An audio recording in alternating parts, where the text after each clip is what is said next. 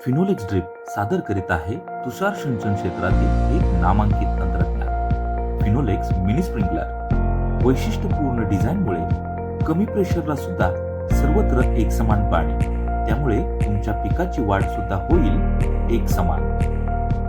Finolex mini sprinkler जोडण्यासाठी अत्यंत सोपा तसेच हाताळणीसाठी सुद्धा सोपा आहे।